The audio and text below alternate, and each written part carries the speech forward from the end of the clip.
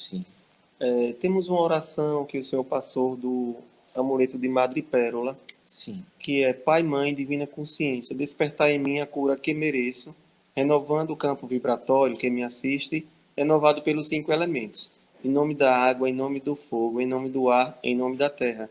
Eu sou, eu sou, eu sou. As pessoas sempre me perguntam, e esse 5º elemento é o poder do eu sou, é o éter? Fale um pouco Sim, sobre isso. a oração de Madre Pérola, como você mesmo falou, não é? O quinto elemento está a grandiosidade do eu sou. Por isso que você repete eu sou, eu sou, eu sou no final 3 vezes, ativando o quinto elemento que é o éter, o estado de consciência e plenitude, apoiando-se na unicidade com a consciência maior que é Deus, Pai, Mãe, Divina Consciência.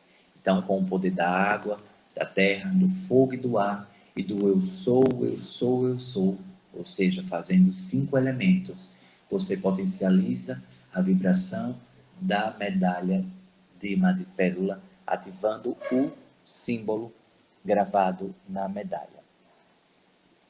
Pai Damião, por gentileza, como os mudras, posições de mãos, atuam no corpo físico e ou etérico? Como são capazes de promover curas durante meditações? Muito interessante. Os mudras trazidos do campo asiático, não é? Se você poderia trazer mais do campo asiático aqui do planeta de vocês e representa uma grande geometria que o corpo humano faz. Lembrando que nas mãos vocês têm os 7 chakras, os 7 pontos energéticos que estão conectados com a coluna vertical, com a coluna vertebral. E dentro dessa potencialidade da coluna vertebral, com os 7 pontos que também estão inseridos nas mãos de vocês, quando você potencializa geometrias por meio das mãos, você está, porque cada dedo também tem uma representatividade de conexão energética. O polegar tem um campo vibratório no campo da aceitação da jornada e do percurso de vida. Tem uma aceitação no modo de vivenciar. Então, quando você toca o polegar com o... Como se chama esse dedo? Apontador, indicador. Indicador. Quando vocês tocam o polegar com o indicador está conectado com a rede de não julgar. Então, você está acolhendo o alicerce do estar bem consigo mesmo, que é o polegar, e de não julgar. Então, quando você faz essa geometria, você está alinhando esses 2 campos majestosos que toda a sabedoria asiática já traz, não é? Quando você, eu vou chamar de dedo médio, não é? Não sei como vocês chamam tecnicamente, pois cada ser interdimensional também tem mecanismos de mudras, porque vocês estão em estrutura humanoide, mas os seres uranianos não têm essa estrutura humanoide, consequentemente não têm 5 dedos. Os seres de Vênus também não trazem 5 dedos, mas cada um faz o seu mudra por meio da ressonância do corpo. Aqui, só fazendo uma observação, filho, antes de continuar com os outros dedos, aqui no planeta de vocês, vocês têm acesso a uma sabedoria chamada Yoga, que é uma filosofia de vida. É um estado de plenitude de vivenciar. Conhecem Yoga? Já ouviram falar, não é? Yoga, que por meio do corpo se faz posição de alguns tipos de geometrias que são empreendidas em conexão. Quem estuda o sistema vibratório de Fibonacci e todo o sistema matemático consegue identificar em cada posição do corpo que vocês conseguem classificar como asanas, Sim. isso, conseguem provocar sistemas matemáticos vibratórios que, em longos espirais, possibilitam campos de ressonância e de equilíbrio dos chakras, dos centros energéticos. Então, vejam que grandiosidade vocês têm alicerçado em sabedorias divinas aqui no planeta de vocês, não é? Além do processo meditativo também, que isso daí traz uma grandiosidade em conexão com outras orbes, com outros campos conscienciais também, não é? Por meio unicamente da respiração. A respiração é um medicamento natural do corpo de cada um de vocês. Se está ansioso, respire de forma consciente. Preste atenção na sua respiração. Faça respirações profundas e conscientes. Se está com medo, preste atenção na sua respiração. Geralmente a pessoa que está com medo fica com a respiração muito curta. Possibilita o alongamento da sua respiração. Quando você está apreensivo, preste atenção na sua respiração. Com alguma enfermidade, preste atenção na sua respiração, levando mais oxigênio para as suas células, para o núcleo celular e provocando sistemas hormonais, substanciais, eletroquímicos no seu cérebro de amenizar, de neutralizadores e não de fomentadores que anestesiam o seu corpo e fogem da realidade. Então, dando continuidade aos mudras, quando está no dedo do meio, está relacionado a um grande vilão de cada um de vocês, ao egoísmo, ao querer impor as suas verdades, ao grande sentimento que apodera e apodrece a humanidade, que é a raiva e a inveja. São sentimentos, não é? Então, quando você toca, por exemplo, o dedo médio, que tem toda essa potencialidade de aprendizados, com o polegar, você está ressonando todo o equilíbrio do estado de presença e automaticamente com a neutralização de processos doentios. Processos doentios de querer muitas vezes ser o outro, de entender que a vida do outro é melhor do que a sua e você vive na sombra desta verdade que você criou dentro da ilusão. Consegue compreender, filho? Então, este é o dedo médio projetando este mudra. Quando estou falando de acordo com a sabedoria de onde eu venho, possivelmente possa existir outras sabedorias, não é? Mas eu estou falando de acordo com a sabedoria da ordem espiritual do Espírito que se manifesta como o Pai Damião. E como você chama? Anelar. Quando você coloca a vibração no dedo anelar, o dedo anelar está em conexão com o campo do amor incondicional, do elo das relações interpessoais. Como você se relaciona com o outro e com você mesmo.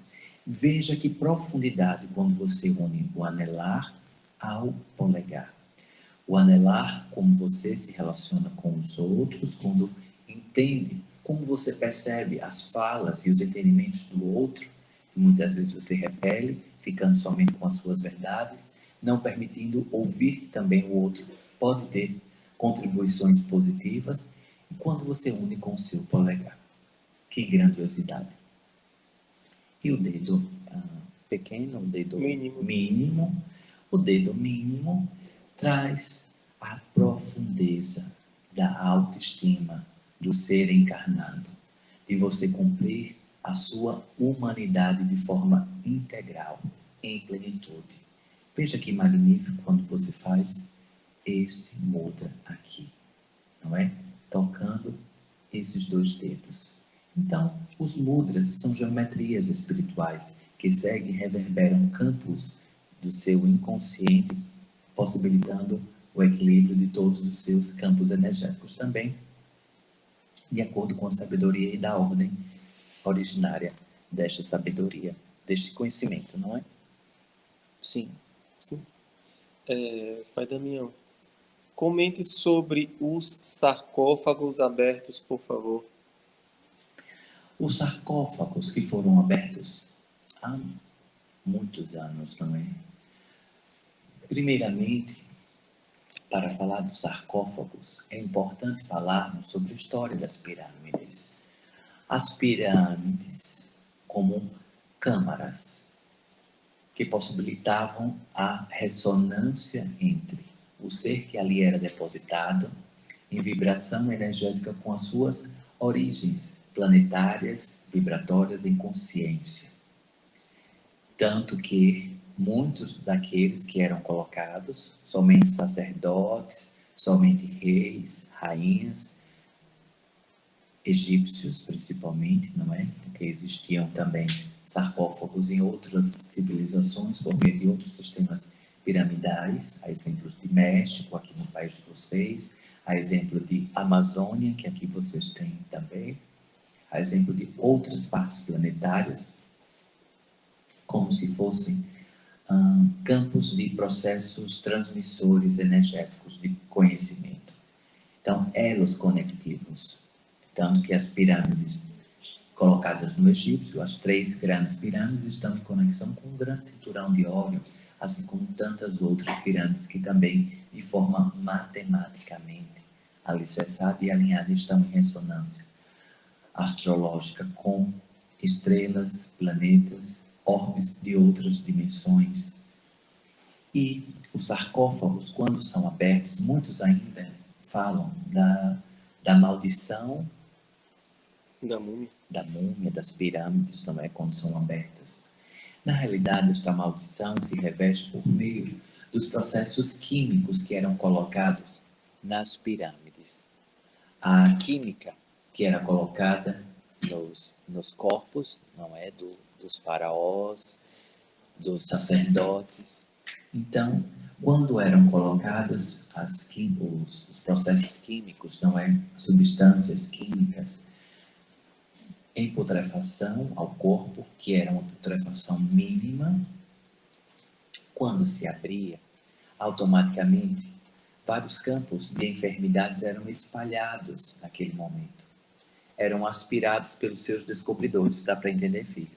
Eram aspirados pelos seus descobridores e, consequentemente, caíam em enfermidades. Além de cinturões de guardiões energéticos e espirituais que estavam ali a valer daquelas múmias, daqueles processos espirituais que estavam aguardando o retorno do mundo dos mortos. Muitos deles eram colocados com as suas riquezas, não todas, por óbvio, mas com tantas riquezas, diante da autossuficiência, para o retorno à vida ainda encarnatória. Obviamente, caríssimos, que aquele corpo, aquele espectro luminoso ali alicerçado, ficava na vigília, esperando e aguardando o melhor momento. Todos vocês conhecem aqui neste planeta a ectoplasmia, não é? Então, pela ectoplasmia, era possibilitado que, como se vivo estivesse, fossem projetados por meio de vestes, por meio de tecidos, aqueles seres que estavam ali nos sarcófagos, que estavam adormecidos diante da ectoplasmia, diante de espíritos que estavam ali presentes em uma consciência tão fortemente colocada do processo encarnatório que acabava se confundindo como se estivesse vivo novamente, em termos de vivo, como eu digo, encarnado. Entende, filho? Como se estivesse encarnado. Então, os sarcófagos abertos representam todo esse processo de embaraço, quando na realidade deveriam ter sido respeitados, não violados, mas deveriam ter sido sempre respeitados. É como, caríssimos, você tem um ente querido, um pai, uma mãe, um filho, que você deseja não fazer a cremação, mas você faz em terra. E pessoas decidem abrir o túmulo do seu filho, do seu marido, da sua esposa, e servir como exposição. Vocês gostariam, filhos, de ser feito isso? A memória, os restos mortais. Então, na realidade, essas aberturas desses sarcófagos trata-se, na realidade, de uma violação de tantas e tantas ordens energéticas e espirituais. Qual o interesse de vocês de terem uma múmia exposta? Porque isso faz diferença na vida de vocês. Quando, na realidade, os sarcófagos deveriam continuar nos seus lugares de origem para a continuidade do equilíbrio planetário. Porque aquelas cápsulas, aquelas câmaras foram construídas para esses ordenamentos, diante das civilizações egípcias, principalmente, que assim acreditavam. Então, isto é uma violação espiritual, desequilíbrio energético, uma violação da cultura, da soberania cultural alheia.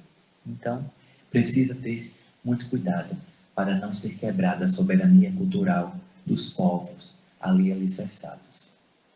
Espero poder ter respondido, Sim. não é diante dos sarcófagos.